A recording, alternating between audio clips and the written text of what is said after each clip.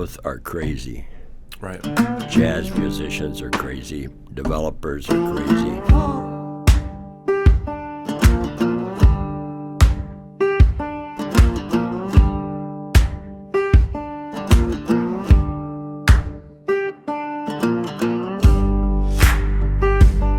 Today on the podcast, we have Larry Leasure.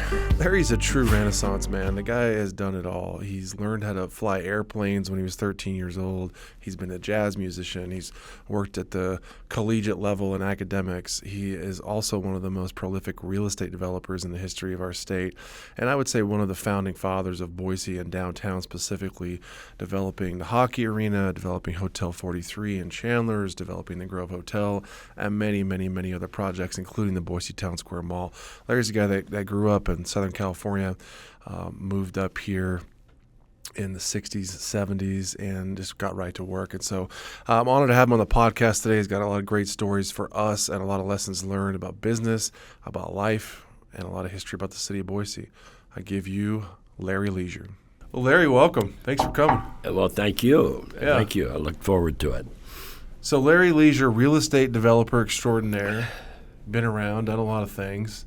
I would love to start off with introducing people to you a little bit as a man and you in terms of where you grew up and set the stage for us a little bit. Tell me about young Larry. You're 5-10 years old, wherever you want to start. Where'd you grow up? What was your family like? I grew up in Santa Barbara, California. Okay. Actually born in Ohio, but only for a few years, and really grew up in Santa Barbara. Huh. Great place to grow up. What was Santa Barbara small like town. when you grew up there? It was under 50,000 people, and I was sharing with your young woman out there. There was one high school, there were 2 junior highs, and there were 4 or 5 elementary schools. But the significance is really 30% Hispanic, Yeah. 20 Caucasian, Yeah. 10 black, and about 15 Asian. Okay. So that, as Yeah. you can imagine, growing up in that situation with that one high school, Yeah. it gave us a very broad perspective of what we all should be doing, right? Yeah. What brought your parents to Santa Barbara from Ohio? Well, my dad was in the dry cleaning business in Ohio. He was a blue collar worker, Yeah. and so we moved there. I had an uncle that was like a father to me, and they had moved out and had a hobby shop in Santa Barbara, and I learned to fly airplanes with them at 14, 15 years old. Wow. They had 5 sailplanes that they'd gotten in World War II. And so they would have me. It was a 47 Ford, drag that sailplane, Yep. and Did you drive that thing around? drive all around. I was 13, 14, out on an air base, Oxnard Air Force Base. What was it like learning how to fly a plane when you were that young? It was fantastic. Was it scary? No. It really wasn't. It really wasn't because I had this great uncle that made it very easy for me. Was your uncle? Great. Did he live in Santa Barbara? Yeah. Or did he come to Ohio with you? Yeah. No. Or from you? He was from Ohio, Okay. but he also came out to Santa Sounds Barbara. like you hung out with him quite a bit. Mm-hmm. Yeah. Learned how to play golf, and problem was I left-handed, and he said, no. He said, son, you got to learn to play right-handed because all these guys that make these courses, they're all right-handed. It's true. And you don't want to do it. So I started playing no power. I had no power, and that lasted till I was 16, and then I went back to left-handed. So this would have been what? This would have been in the 50s. Was this, in the 50s? Yeah. When did you make your way up here? Was that a move, or was that you going back and forth, or how old were you, and when did you come up to Boise? Well, After high school, I was a musician. My background's as a crazy jazz musician. Huh. And I was with Capitol Records for a few years and ended up on the road, didn't want to go to college. Had a wonderful instructor by the name of Brubeck, and ended up going to the University of Pacific in Stockton, California, Okay. in the Conservatory of Music. So I got a degree in music. Wow. Ended up toward the end that I wasn't nearly as good as I thought I was. Not nearly as good as I thought I was. And so I ended up going to grad school in San Francisco and came back and went to work for the president of Pacific that I'd known quite well. So I became a college administrator Okay. in reality. Wow, that's a big change from music. Jazz. Big time, big change. Must have been boring. It was. Yeah, no kidding. It was. I really shouldn't say that because I did truly enjoy it. The academic side I did. But then I came up here as vice president of the College of Idaho. Oh, okay. That's how I got to Idaho. I didn't know that. In the 60s. Okay. So I was. You in your 20s? Yeah. Oh yeah. Yeah. I was 24. Okay. And so ended up coming up here. I was in the 25th Army Band through Air Guard, and then National Guard, and then was an officer in the Air Guard out here at the 124th Fighter Group. You said vice president at College of Idaho? Yeah. Larry, this has always been one of the most interesting things for me about you is that you're a Renaissance man, I think, in every sense of the word. I mean, we haven't even gotten to your 30s yet, and you've already been in the military, you've flown planes, you've been a vice president of a college, you've been a jazz musician. We're not even Crazy to 30 jazz years old musician. yet. Crazy. Well, the people always ask me, how did you get from there to development? Yeah. And the answer is really quite simple. Both are crazy. Right. Jazz musicians are crazy. Developers are crazy. The elements to do something good as one part of all of it, wanting to make it happen. Yeah. But Before we move on from the jazz, I want to hover on that for a second because you and I have a mutual friend named Winston Moore. And Winston has regaled me about hanging out in jazz clubs in California. yes, I mean, did you guys ever go to the same clubs? Did you? we didn't because I didn't know him until he moved to Idaho. Okay. And then, of course, I knew him very well every day for lunch as we developed 8th Street Marketplace, and which was 3 or 4 years in the 80s. Well, Yeah. actually, the first building was in late 76, 77. But it sounds like if you wanted to hang out and you wanted to be at the happening spot in Southern California in the 40s and 50s, you were at the jazz club. Oh, yeah. That's what it sounds like. It was. And Winston and I, our very closest friend was Gene Harris.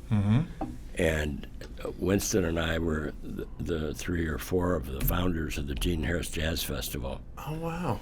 And that was in the late 90s when that happened, when Gene came to Boise. And Winston and I met this guy. Yeah.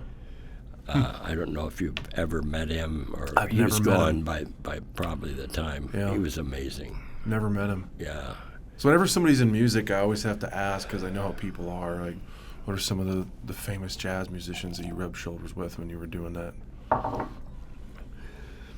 I had a very, very unusual situation. My instructor, band leader, I was a drum major in school, a guy by the name of Henry Brubeck.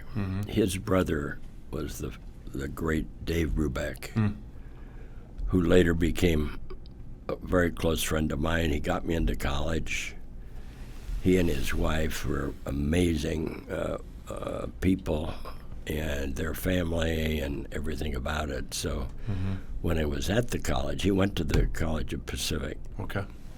So we had a long opportunity there to, we were involved in a this is your life type deal, and I brought in everything from the jazz musicians at that time, Stan Kenton and Duke Ellington.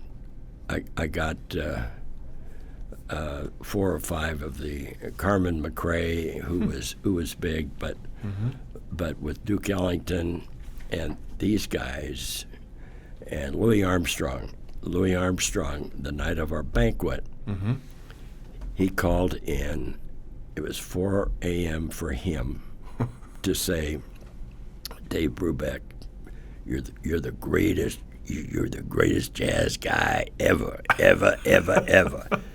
and he was on a he was playing a gig in Germany. Okay. He stayed up till 4 just to make the call. And in those years, by the way, I mean, we had a little box and we had slideshows and nothing like today. You know, it's just crazy. But anyway. So the jazz circuit, and I mean we had a number that we for a long period of time were engaged with, and many of them were very successful, but very few financially. Very few financially, and a lot of it was because they had no one to help them. Right. And so just about, I mean, there are a few exceptions. Dave had an attorney and an accountant that was with him in the beginning all the way through, and he did great. Quincy Jones. Quincy had some really good, strong folks helping him, and he was just an incredible human being. Were you working a day job to pay your bills the same time that you would go play at night? Yeah. And what were you doing? Yeah. Well, I worked for a garbage company the first time, washing trucks. Have you ever washed trucks? I've washed trucks, but I've never washed a garbage truck before. Garbage truck has got to be the worst. Yeah. But I needed that, and it was great pay, and so I did that. And the hours I could do when I got off a dance job at 2 or whatever, I could go to work. I was going to ask, what time would you guys get done playing? 2 normally. Yeah. Then you go work? Yeah. That's the only way to make it. And then to go to college was tougher, but I was lucky. I ended up getting I was drum major in college also, so that helped on scholarship and the rest of it. You said at some point you realized you weren't as good as you thought you were. Yeah. Tell me about that. What was that point? I ended up being asked to get involved in a competition. I played trombone mainly, brass instruments. Okay. Yeah. And wrote some music, but that wasn't my strength at all. And I thought trombone was.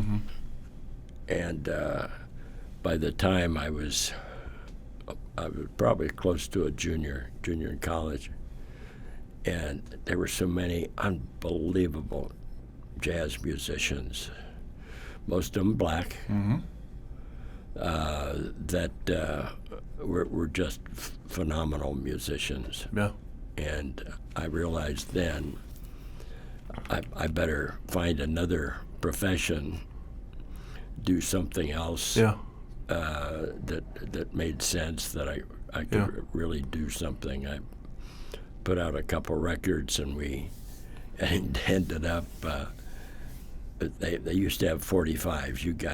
Young guys won't know what those are, but that was a 45 records that we put out then. 45 record. What do you mean? What do they call it? It was 45 a 45 RPM. Okay. And those were the main ones for actually all the way up through into the 60s, and then they changed it. Yeah. My buddy Paul Revere, I've got to tell you this. Paul Revere and the Raiders. Mm-hmm. I met him when I came to Idaho. I didn't know him before, but he was rock and roll and I was jazz, so we're totally separate. Very different, yeah. Very different. But he, when I went on the road at the first record, I stopped into 100 radio stations, come in and we talk to them and try and get them to play our record, right? Mm-hmm. So when all that was said and done, I didn't make enough money to pay for my sweater. Paul, smart young guy. He was just smart. In Caldwell, Idaho, he bought a restaurant, put his band on top of the restaurant, okay, and got people to come in with the music. So he makes records, did very well. Mm-hmm. Gets at a point, Columbia Records, that had, Frank Sinatra, all the other typical guys, and they said, "We want a rock and roll guy." Yeah. And he said, "I'd be interested." Mm-hmm. And so they made him an offer, which was not a great offer. And he said, "For $1 million, I'll come." Mm-hmm. Now, this is in the 60s. It's a lot of money. A lot of money. Mm-hmm.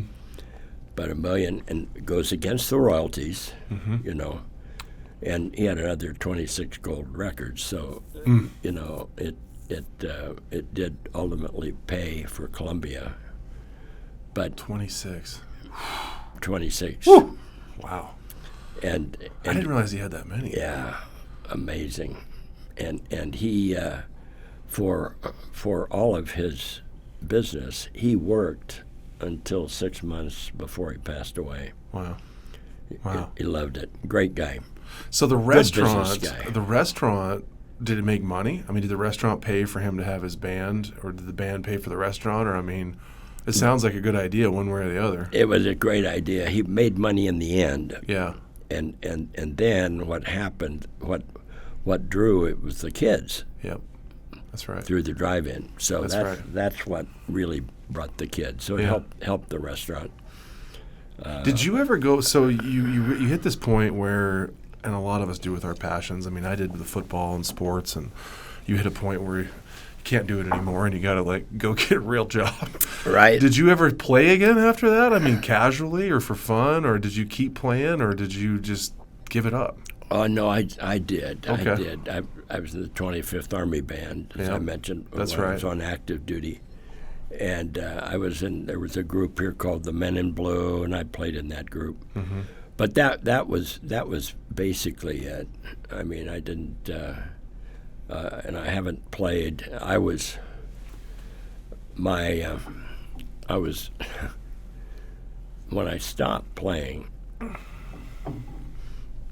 I was head of Ada County United Way.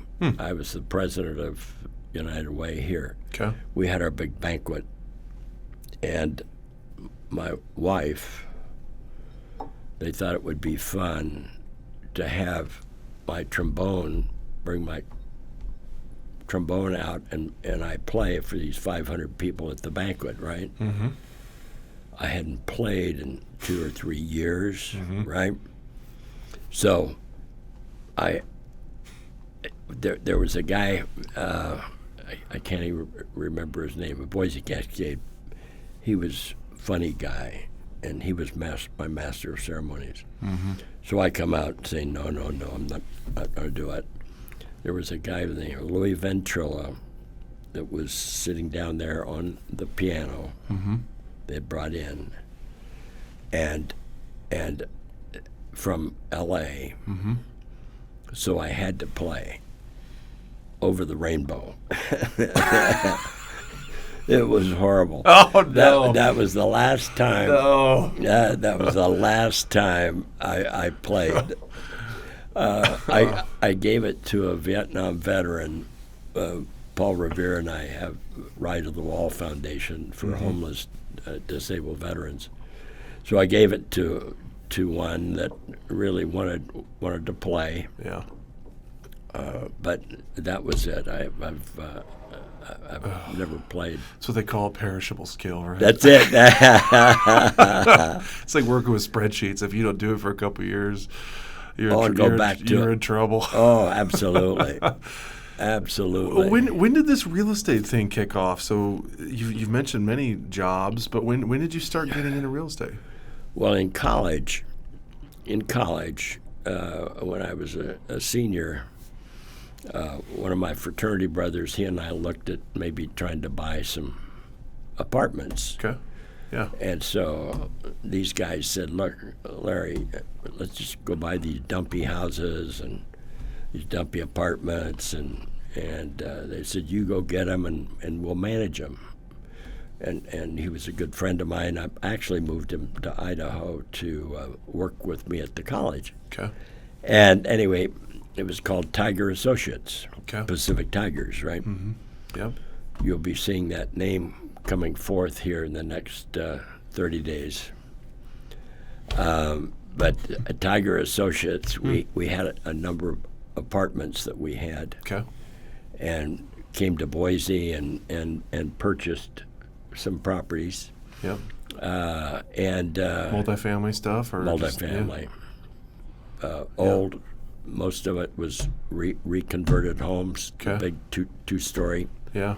When you guys just trying to fix them up and raise the rents and. Exactly. Yeah. And he did great. He did. I got the deals, and he ended up managing them. Got the rents. Then he left me and went back to California, and that's when I learned my first big lesson in real estate. I'm not a manager, and it was a totally chaotic for me to manage those. Like property manager, you mean? Property management. Okay. Strictly property management. That's not my area of expertise. What is it about property management that you don't like? Oh, Besides the obvious. yeah. Because I don't like it either.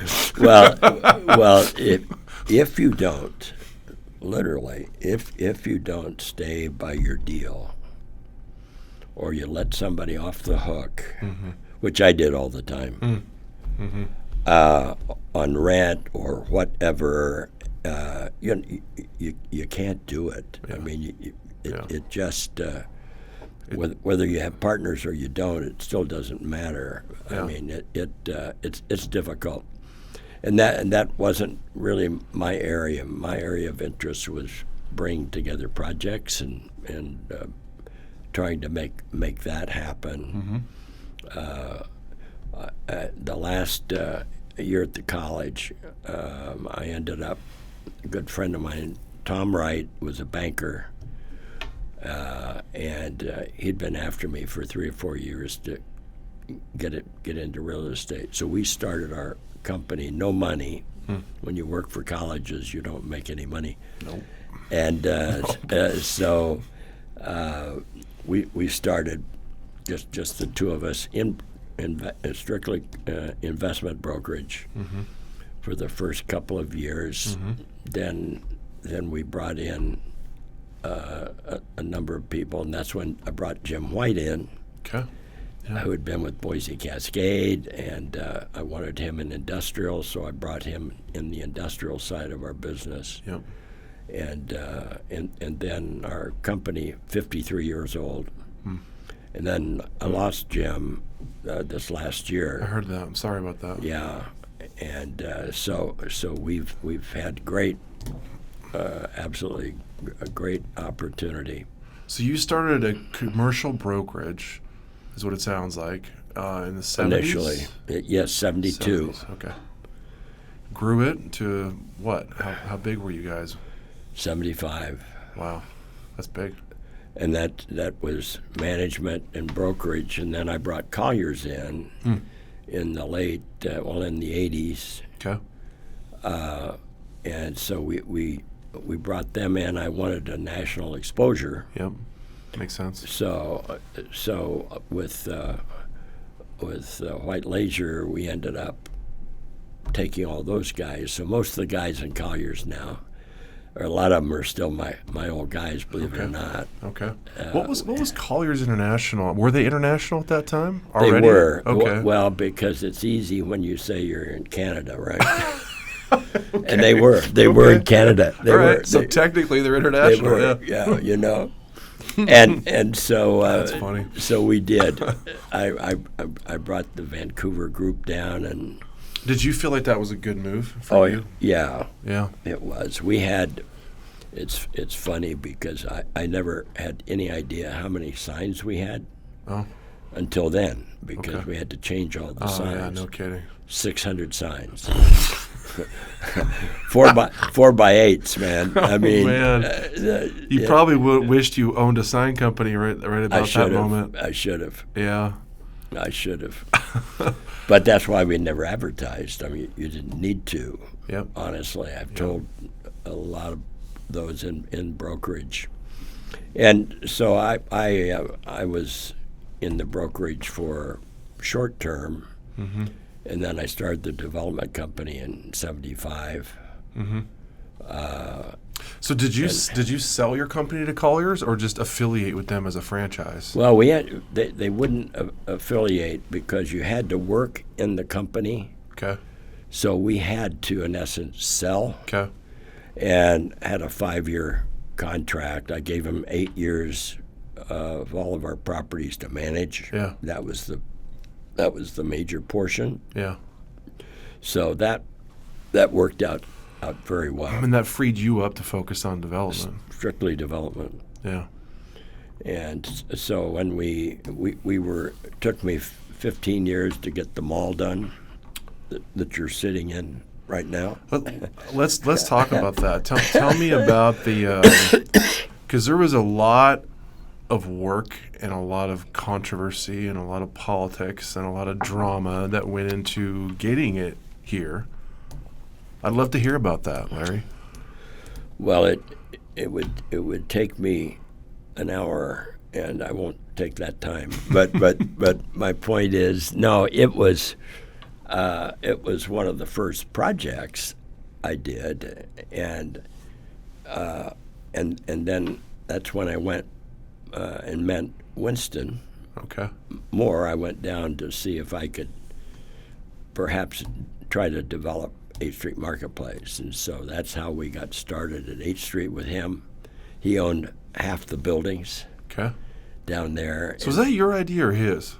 Well, I wouldn't say that I'm the one that, in the end, I guess, instigated it and moved it. Yeah. He had a lot of people talking with him about the warehouses. And had he sold out of Kamloops by then? Or no. Was he still? No, he was in Kamloops. Okay. Yeah. Yeah, he was in Kamloops. Okay. And I took him around. I had no money, so I mean this is 4 years into our business, you know. Sure. Oh yeah. And so we ended up starting a partnership, and he and a doctor friend of his and myself, I had 25%, and the doc had 24%, and Winston had 51%. On all the buildings, we ended up buying then the other buildings that weren't there, but ended up, the first building was 76. I agreed, ludicrous. I agreed to guarantee construction at $17.50 a foot to do the first building, and we made it. But it was interesting, and then the big part of the project was in '83. That's where the mall is. Yeah, on the Larry, other side. when you came into, I guess when you first got the idea for that project, were you modeling it after another project you had seen somewhere else? Yeah, there was one, Trolley Square in Salt Lake. Okay. a guy, super creative guy. It was an old trolley station. Yep. And it wasn't downtown. Okay. But Wally and I became friends, and he shared with me, and Girardelli Square is a logical, it was done, and so that's the one that Winston had also, I got him to actually go there. Okay. And that was something that was we took those ideas, but trolley was being done the same time we were doing 8th Street. Okay. So we ended up at 350,000 square feet in 8th Street when we finished it. Yep. And then kept it, and then ultimately sold it, and then I went back in after 5 or 6 years. The guy had really screwed up. Went into bankruptcy. I didn't know that. And so we went back in with Simplot, and we bought it. And then we redeveloped it again the second time. Was that in the 80s? Yeah, 90s. Oh, wow. Okay. Yeah. Yeah, that was in the 90s. And I think realistically, and then at the same time, see, we were in the 80s, all the way back, the mayor in the 60s, the mayor, city council, everyone, 60s throughout the 70s, early part of the 80s, they said we want everything downtown, all the retail downtown. You got to bring all these mass retailers. And initially, obviously, I was doing 8th Street, right? Yeah. So I thought, gosh, yeah, that sounds great. I'd love to have that next to our property. Yep. And then I met a guy that was unbelievable man, Ernie Hahn, who was major developer in California, regional mall development. Okay. Yeah. And he said, Larry, it won't work. It definitely will not work. Why not? Why didn't he think it would work? Well, there's horrible access into the downtown. Parking, obviously, always, but they were going to have a major parking structure. But unfortunately, what would have happened if it had ever been built, and we killed it. We killed it because we got dirt to run, and we had, and it's the only time really we've gone in to try to do major change in the political process. They were just so locked in. Every year, they got the county commissioners opposed to anything out on the freeways, and the city of Meridian not allowing any commercial. So all the commercial moved up on Fairview that was there. Yep. And the bottom line is it was just disaster. So anyway, they tried with 3 different developers to do the downtown. And I brought Ernie in, Ernie Hahn, to do the Boise. We assembled 70 parcels where you're sitting in this 70. area. And I've had to build 3 miles of roadway because we had houses on Cole Road. See, was stopped. Emerald didn't go any further. So I took Emerald all the way to 5 Mile. And I took Milwaukee, which was never intended to tie into the freeway, took that from Fairview to tie in, and that's the only way we could make it work in that 300 acres. But that took us a long time. Yeah, 70 parcels. That Is that one by one? You're negotiating every single one of those? Absolutely. Absolutely. So I made about 10 cents an hour on that deal. Yeah, no kidding. After the 15 years, and the there were lots of people. But if you could envision, Ada County Highway District commissioners were at that point. There was a doctor that was head of ACHD. He was a major contributor to getting the mall killed because all the group talked about elevating.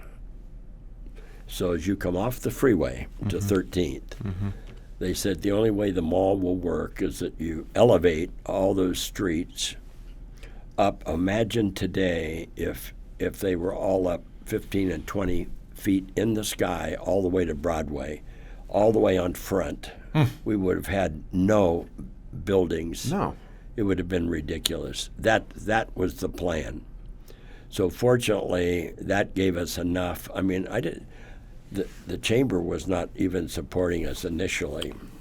So, Boise Cascade, my good friend, was not helping us. was it that they were just so hell-bent on having it downtown, or was it just a general anti-development environment? Both? What? No, it was definitely they wanted to save the downtown. Yeah. That was it. It was, and I did too. I mean, that's why we've saved all the buildings. That's right. Boise now was our plan to come back and redevelop. So we did the Hoff building. Obviously, we looked at Alexander building, Broadbent building, all those renovated into the whole retail. Yeah. So that's the reason I did the arena. Everybody said, God, Larry, I didn't know you were a hockey guy. Hell, I'd never been to a hockey game.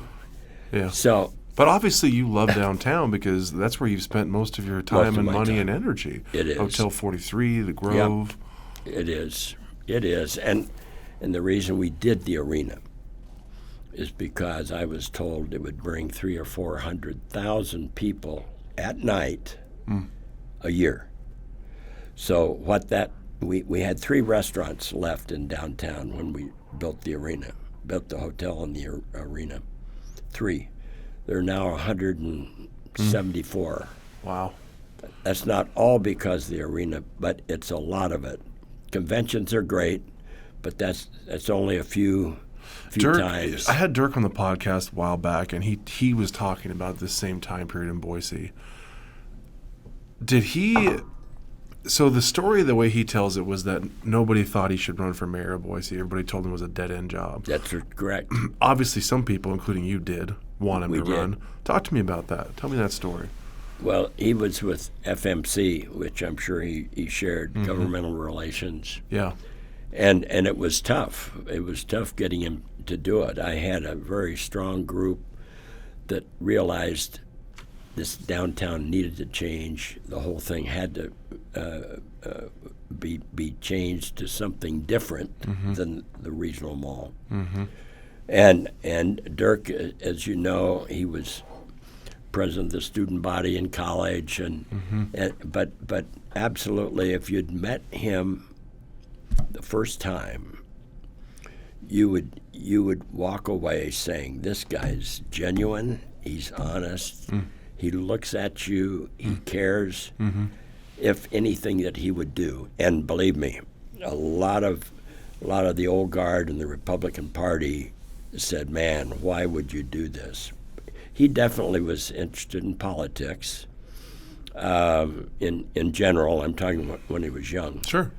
But he had about 3 or 4 people, including myself, but that definitely spent a lot of time with him, saying, "Look, if there's anything in the state of Idaho that's more needed, it's the taking on the city of Boise, coming in and we'll support you in whatever basis." Yeah. And he took it. But it's right. There are a lot of the political guys in the party said, "God, don't do that." And of course, he was fantastic. We had a dedication for the Alexander building, and he'll tell you, Larry said, "If we approve the mall, Larry, you're going to redevelop these old buildings." and I did. We and he held it against me all these years. It was great. It's fantastic. Well, you're a man of your word. You did what you said you were going to do. We did. Yeah. And he also, as I'm sure you know, he was very strong support of veterans. and Paul and our foundation for homeless disabled vets. He flew down to Louisiana when the 138, the engineering firm, we were there, put on a free concert for the Lincoln Memorial. Yeah, But that's phenomenal. But he was an incredible guy. He's just a fantastic human being. Larry, did you guys do the Grove and the Hockey Arena before or after the convention center was there? How did that all tie in with the the convention center center was first. Okay. But there was nothing else. Just that. Just all by itself with a walkway and no other buildings all around that block. Yep. So we had initially gone in. I did not have the support of the auditorium district. Really? When we did the arena. They thought it should have been more conference center, but fortunately CCDC saw what we thought we saw for bringing people downtown. That was the whole purpose in doing it. And even today, there's discussion. Why don't you can make a lot of money, get rid of the arena, go do something else. I think it's a huge mistake, and it's definitely it's not that a $35 million arena makes money. It doesn't. You want it to cover, right? Basically, because that's what it's doing. It's drawing attention and bringing people downtown. Well, you've done a lot of projects. What project or projects taught you the most? I know it's a long list. That's a tough deal, man. I know. We've done 100 projects, and I guess, well, the toughest one probably was the arena in the Grove and the hotel in one space. It's a lot. Yeah, it's a lot. 800,000 square feet with condos and all the rest, health club, and whatever, parking. That was probably the toughest. But I've had a lot of those. I had we were up in Seattle, north of Seattle, wanting to do a Winco store. Winco's been great to us over the years. So we had to go in order to make it work. The only location that would fit, we had to assemble 28 single-family homes built in the 50s and 2 crack houses and 24 mobile homes. Not by itself was it the greatest, but it was definitely. I mean, when we go in, we help people. If in a mobile, I've moved 7 or 8 mobile home parks, so we take care of the old senior folks. We'll put them in hotels while we move their units and so forth. But that becomes the most difficult in many ways, where you're dealing with people's lives when you're wanting to do an urban project and having to make locations because you're going to want it to be better, right? You're going to want to make that community better and doing that. So it's but I don't know. Renovation, 8th Street. 8th Street was tough because historic rehab, and in those early years, worrying about earthquakes and all those things. In the first part of the project, it wasn't an issue. Became major issue as we moved. And historic old buildings, they're all different. Every one is different. All of them.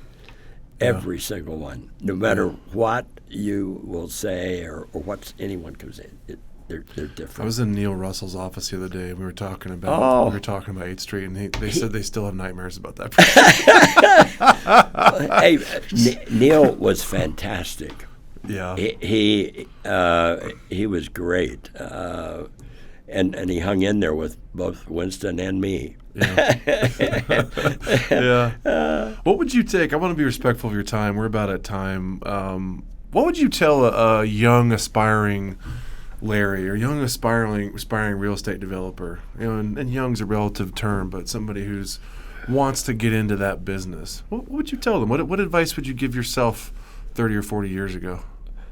I think probably the major element is that we tend to, here's the jazz musician again, go out and reach further than probably we should. Mm-hmm. And I'm talking about real estate. I love real estate. And I think probably the major problem I see with all of us, it's not just the young guys, but it's the same thing, is that in starting, I think certainly commercial investment brokerage is definitely beneficial. If you don't need that and you can go right into development, great. But there's an incredible amount of experience in dealing with people and tenants. Mm-hmm. And it's just like your business. I mean, to be able to go out and be involved and see lots of different things, that's what you get in the brokerage. Mm-hmm. The development side, getting focused on a project with someone, it's great. You can say I'm a developer, and you can say, hey, how much fun is this? Mm-hmm. But seriously, I've encouraged many people, if they want to be in commercial and being development. But I believe the same for residential. I know most of the residential builders. Mm-hmm. I know most of them that are developers. You don't want to start as a developer right out of the chute.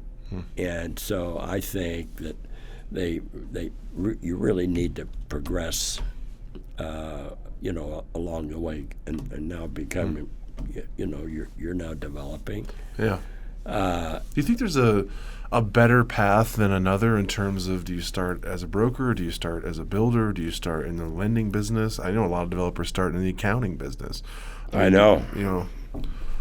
And then they see it's a lot more beautiful on the other side and dump over into the development side. No, I really think spending a couple of years in the brokerage is better. Mm-hmm. I really do.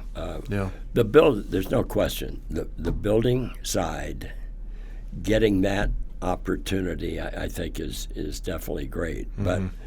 But if you're going to be going really going into major development, the construction side, there are plenty of people that I can hire and bring along on my team, which we've done. That's what we've done. Yeah. Steve Hill and the others that headed up our brokerage or our construction side. Yeah. But it's the deal making side. Yeah. I think is important that you learn it. And in the end, I mean, there are many very successful guys in development couldn't make a deal. Mm-hmm. There's no question. But I think that you need some of that and to understand that if you're going to become a developer, if you really want to become a developer. Yeah. No, I obviously we're both biased because that's how we're learning. That's how we learned. Right. But of course, I'm going to agree because I would say that deal making. And another way I would say that is you got to learn how to deal with people. It's people. It's a people business at the end of the day. And a contract's no better than the guy who signed it. That's it. So it truly is. Yeah. Well, Larry, I want to be respectful of your time, so I'll let you go. Man, I so appreciate you. Thanks for your time. Well, thank you. Yeah. I enjoyed it and appreciate it. Yeah, and thanks for everything you've done for the city of Boise. Well, I'm still around.